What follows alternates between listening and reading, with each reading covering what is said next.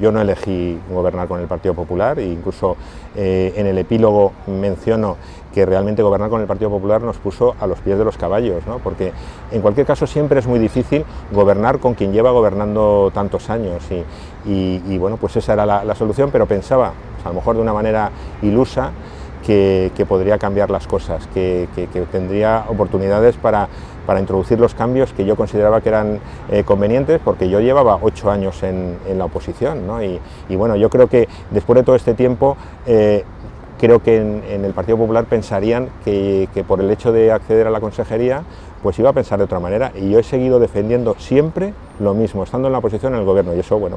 pues evidentemente tuvo un coste, pero creo que el error de Ciudadanos fue claro, y yo creo que debería haber sido, la decisión hubiera sido otra, y además yo soy de los que defiendo que Ciudadanos tenía un papel de regeneración política que no lo ejerció. Yo puedo criticar a la gestión de Pablo Iglesias por muchas razones, incluso por cuestiones relacionadas con las residencias, pero es que su papel no era ese, su papel era coordinar. Es verdad que él salió en una rueda de prensa, un poco al estilo muy Pablo Iglesias, diciendo, bueno, pues algunas cosas que no se correspondían con la realidad, pero las competencias están establecidas en la Constitución, las competencias de la asistencia social, que es lo que dice la Constitución, son competencia de las comunidades autónomas, y el propio decreto del estado de alarma así lo establecía, ¿no? Pero yo siempre he dicho que es un bulo, no deja de ser un bulo, pero un bulo muy inteligente y muy inteligentemente urdido, porque no hubiera tenido el mismo efecto si se hubiera dicho que las competencias eran del gobierno central. Se puso el foco en Pablo Iglesias, que sobre todo para un gran sector de la sociedad es el demonio personificado, ¿no? Entonces, bueno, pues ese es un bulo que corrió como la pólvora. Yo hice una petición concreta, y también lo digo en el libro, muy modesta, porque luego incluso hasta Antonio Burgueño dijo que hubieran sido necesarios 3.000 médicos para atender a lo que ocurría en la residencia. Yo hacía alguna petición modesta, sobre todo para aquellas residencias que estaban en una situación muy crítica. Y yo en el libro comento que la respuesta fue de indiferencia y frialdad. Y no puedo ser más explícito, porque los consejos de gobierno, igual que los consejos de ministros, tienen una salvaguarda, que las deliberaciones son secretas y no puedo entrar en más detalles, pero creo que además, viendo pues hasta cómo han sido las declaraciones de Osorio, yo casi diría, mira, ese es el ejemplo. O sea, eso es un poco la respuesta que me encontré. Incluso recibí un WhatsApp, que lo menciono, de un compañero de gobierno, en este caso de Ciudadanos, que me decía, les da igual, ¿no? Era como decir, bueno, es que no. La sensación que teníamos es que ellos nos decían que el problema de las residencias era nuestro y que nos las teníamos que apañar, cuando nosotros, el mundo de las residencias está muy externalizado, los sanitarios son muy pocos, nosotros no podíamos hacer frente a una emergencia sanitaria como esta, y además había otras comunidades autónomas de distinto signo que estaban actuando de otra manera. Las residencias,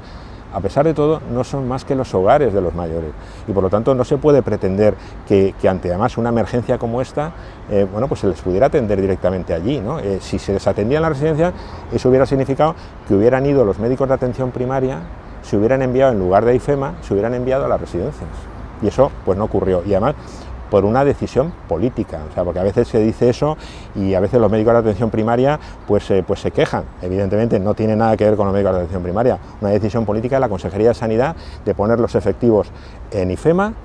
que bueno, pues era un sitio en el que la propaganda pues era importante, antes que en las residencias, que eran lugares de los que casi nadie hablaba, y los periodistas lo más que hacían era ponerse en la puerta con una alcachofa a contar el número de muertos que habían ocurrido en determinadas residencias. Pues IFEMA, y yo lo he definido como plató televisivo, yo creo que fue el lugar donde bueno, pues se gestó también la imagen de Isabel Díaz Ayuso, ¿no?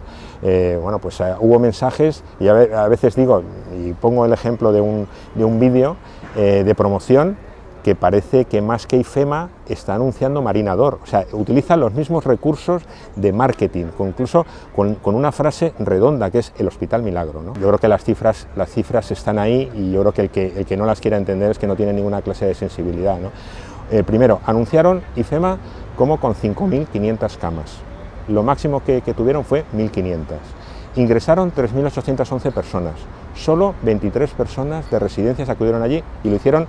por error, porque enseguida la sacaron. Solo fallecieron 16 personas durante el periodo que estuvo abierto IFEMA, 16. En las residencias de la Comunidad de Madrid en ese mismo periodo fallecieron alrededor de 5.000. Yo pongo el ejemplo de Ucrania y digo, seguro que en Ucrania los hospitales están a rebosar y dicen, montamos un hospital de campaña, bueno, pues en estos momentos nos imaginamos que no atendieran a las personas que vienen del frente, bueno, pues realmente gravemente afectadas, y se atendiera a personas que, hombre, se les puede complicar la cosa, incluso pueden llegar a morir, pero no son especialmente los más graves. Pues es que esto es lo que ocurrió, ¿no? Y yo creo que eso es lo especialmente sangrante de todo el sistema. Lo más gordo es el protocolo, pero el protocolo no se puede entender sin la no medicalización de las residencias. Burgueño, en una entrevista en El País, en el mes de junio,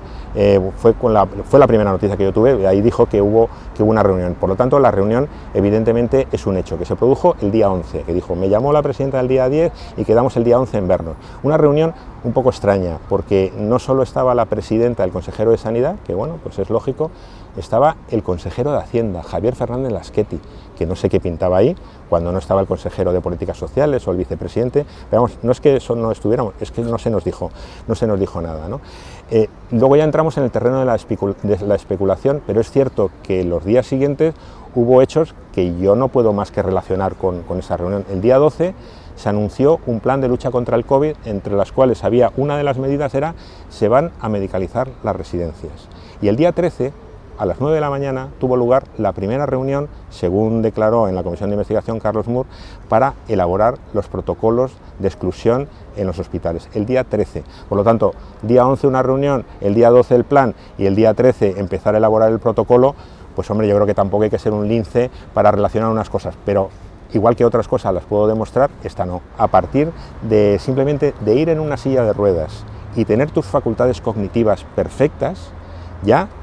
te consideraban excluido. Y eso, además, digo, es que no lo digo yo, lo dijo en la Comisión de Investigación la directora de una residencia de Alcorcón que tuvo un comportamiento ejemplar y que explicó lo que significaba ese protocolo. Entonces, es decir, a partir de ahí, todo el mundo. ¿Qué pasa? Que es que las personas con discapacidad o las personas que han perdido sus facultades cognitivas ya pierden el derecho a una atención sanitaria. Yo creo que es una aberración tan absoluta. En este país, todas las personas que viven en España tienen derecho a una atención sanitaria. La Comunidad de Madrid fue el único lugar en el que los protocolos se pusieron por escrito, eso no se nos puede olvidar nunca. Están correctamente firmados por un director general de la Consejería de Sanidad y eso me parece muy grave. Y evidentemente tendrían que dar explicaciones, por lo menos en la comisión de investigación. Yo siempre he pensado, yo me he preguntado, ¿por qué pusieron estos protocolos por escrito? Y yo la única razón verosímil que he encontrado es que hubo gente que dijo, mira, yo es que no voy a obedecer esta orden salvo que me venga por escrito. Y esa fue la razón por la que lo pusieron por escrito. Pero eso también es especulación y deberían explicarlo los que se encargaron de hacerlo. Yo creo que todos los que intervenimos, primero deberíamos responder por lo que hicimos y bueno, pues todos podemos estar sujetos pues a que se nos llame a declarar una comisión de investigación, a que se nos llame a declarar un juzgado y demás, o sea que yo creo que en ese sentido pues ella como cualquier otro y cada uno tiene la responsabilidad que tenía en ese momento y son los jueces y los fiscales los que tienen que tomar esa decisión. Yo el otro día leí unas declaraciones de la presidenta en el Periódico de España en las que negaba absolutamente todo, o sea, negaba que hubiera habido protocolos, que hubieran sido aprobados, que hubieran sido firmados, y yo creo que se siga insistiendo en una cuestión como esta me parece muy grave porque es que no se corresponde con la realidad, es una gran mentira, y yo creo que bueno, lo que deberían es intentar dar explicaciones y no negarlo absolutamente y que eso además pues su sector de votantes pues lo acepte como la verdad, cuando no lo es, taxativamente no. Yo creo que, y además lo digo en el libro, yo cuando me fui, y sobre todo cuento mi proceso de dimisión, porque yo esperé a que mi partido estuviera de acuerdo con mi dimisión, yo me hubiera ido en el mes de junio, pero tampoco me quería ir a las bravas. Ese tiempo de descuento yo lo pasé mal, porque en los consejos de gobierno tenía la sensación de que estaba sentado al lado de gente con muy pocos escrúpulos, tanto porque admitían los protocolos como porque habían intentado iniciar una campaña en mi contra, ¿no? Y por lo tanto, evidentemente, con el Partido Popular no, yo creo que o por lo menos con el Partido Popular de la Comunidad de Madrid, que también es un partido muy especial. Yo creo que no se ha comportado de una manera correcta en ningún momento, y creo que además, bueno, pues es prácticamente imposible desde dentro el conseguir que cambie.